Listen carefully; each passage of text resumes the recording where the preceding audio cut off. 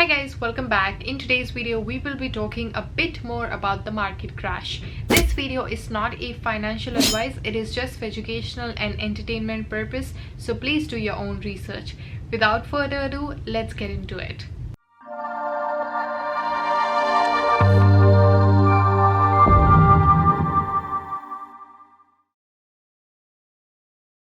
So, is the market crashing? Well, let's find out. So, in a wealthy resort town of Jackson Hole, Wyoming, around 120 central bankers, economists, journalists, they met last week to discuss the monetary policy. The attendees of these events came from New Zealand, England, France, South America, and Japan. And on the agenda, a coordinated global effort to bring down inflation and finally restore price stability was the situation. So, US Federal Reserve Chair Jeremy Powell got the ball rolling with a carefully choreographed 8-minute speech on Friday morning.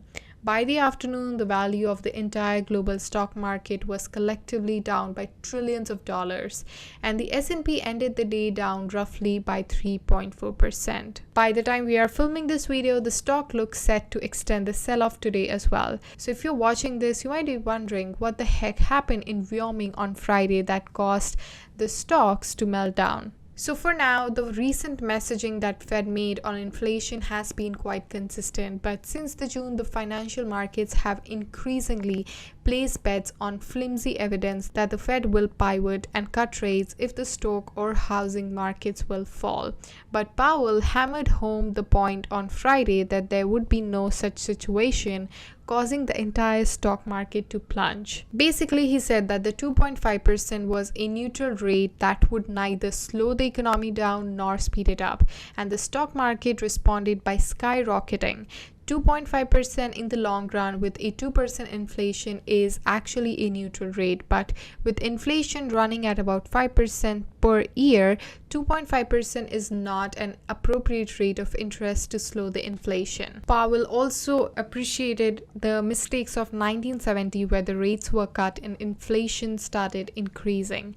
And in addition to this, he appeared to take responsibility for the mistake of his earlier tenure and seemed willing to take necessary steps to fix them. Powell and others implied that the interest rate need to stay higher for a couple of years, not the 3 to 6 months that Bull had pinned their hopes on. This busted traders' hope for a quick reassumption of QE and rate cuts in 2023. When it comes to cash rates of 4% or higher are likely needed.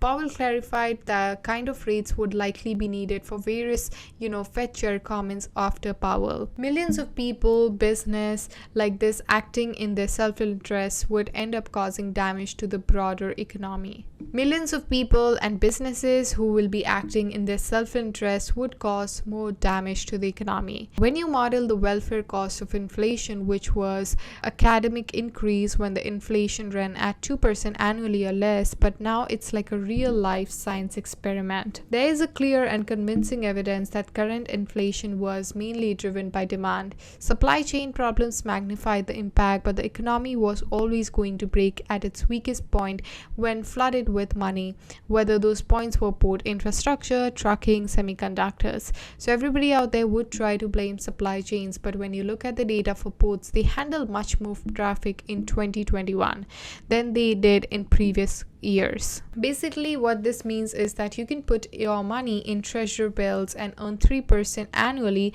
until the end of year and then 4% per year risk-free, or you can put your money in stocks which have returned 9% or so over the long run. But if you time it wrong, you can lose 50% or more of your money over a few years. If we turn to crypto market and if you take a look at the price, you can see that the price has fallen quite significantly over the last winter. So that's really significant. In fact, Bitcoin has also fallen below $20,000 several times in recent weeks, which is a price point that is very important that it stays stable so that we can predict what's going to happen in future.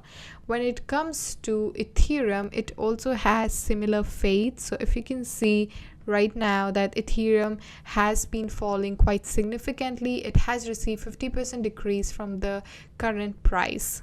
So this looks like a situation of a fully blown bear market, not just a bear cycle. And just because we see a little bit of positive price action doesn't mean that we are out of it.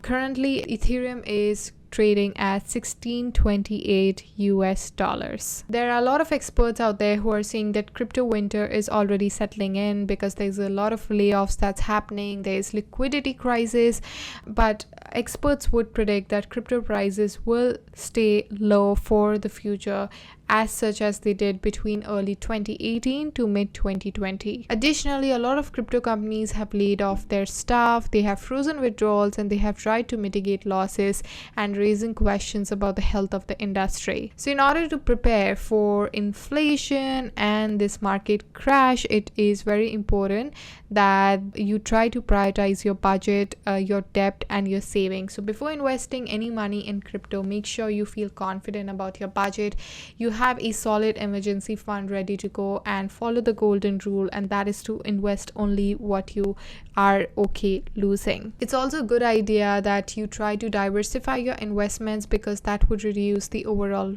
risk that is involved in the cryptocurrency market. Overall, there are significant macro and micro factors that are affecting the entire stock market, the inflation, and also the cryptocurrency market. Nobody knows the future. However, it is very important to stay up to trends and to ensure that you diversify your investments and invest only what you would be okay losing. I hope you guys enjoyed this video, found it helpful. Please don't forget to hit the like, comment, and subscribe, and I shall see you guys in my next one. Till then, take care. Bye now.